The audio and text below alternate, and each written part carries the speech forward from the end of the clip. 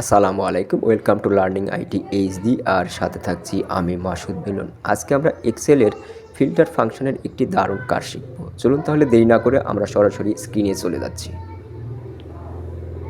আমার কাছে দেখতে পাচ্ছেন একটি কোম্পানির চেকিং লিস্ট। এই কোম্পানির অফিসিয়ালি স্টার্টিং টাইম হচ্ছে 9টা 30।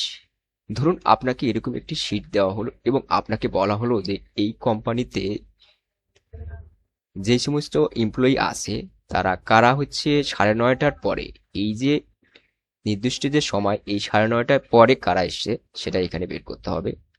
আর 9:30টার আগে কারা এসেছে সেটা এখানে বের করতে হবে। তো প্রথমে আমরা 9:30টার পরে যারা এসেছে তাদেরকে আমরা এখানে বের করব। তো এটি করার জন্য আপনি ইকুয়াল সাইন প্রেস করবেন, দেন এখান থেকে আপনাকে একটা ফাংশন কল করতে হবে, ফিল্টার। তো এই ফিল্টার আপনি এখান থেকে নিতে পারেন ডাবল ক্লিকের মাধ্যমে, অথবা আপনি ফিল্টারটা পুরোপুরি লিখতে পারেন। আচ্ছা, এটি লেখার পরে আপনাকে এমপ্লয়ীদের নামটা এখান থেকে সিলেক্ট করে দিতে হবে। আপনার লিস্টে যতগুলো এমপ্লয়ি রয়েছে সবাইকে আপনি এইভাবে সিলেক্ট করে দিবেন। দেন এরপরে আপনাকে কমা দিতে হবে। কমা দেওয়ার পরে এই চেকিং টাইমটা আপনাকে সিলেক্ট করে দিতে হবে।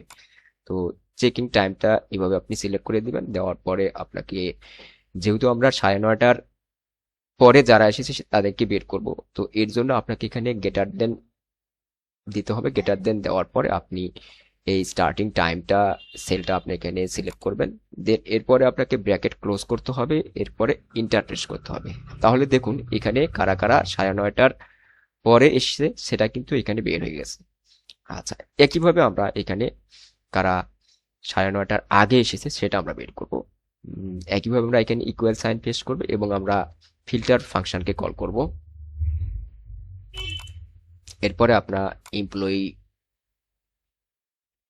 এমপ্লয়ীদের থেকে সিলেক্ট করব, দেন কমা প্রেস করব। কমা প্রেস করার পরে আমরা এখান থেকে চেকিং টাইমটা আবার সিলেক্ট করে দেবো। এরপরে আমরা, যেহেতু এটা আমরা কারা কারা 9:30টার আগে এসে সেটা বের করব, তো এর জন্য আমরা এখানে লেস দেন ব্যবহার করব। দেওয়ার পরে আমরা স্টার্টিং টাইমটা সিলেক্ট করব, দেন কিবোর্ড থেকে ব্র্যাকেট ক্লোজ করে ইন্টার প্রেস করতে হবে। দেখুন কারা কারা 9:30টার আগে এসছে সেটা কিন্তু এখানে দেখতে পাচ্ছেন। তো ধন্যবাদ। ভিডিওটি ভালো লাগলে অবশ্যই লাইক, কমেন্ট, শেয়ার করতে ভুলবেন না। আর পরবর্তী ভিডিও দেখার আমন্ত্রণ রইল। সে পর্যন্ত সবাই ভালো থাকবেন।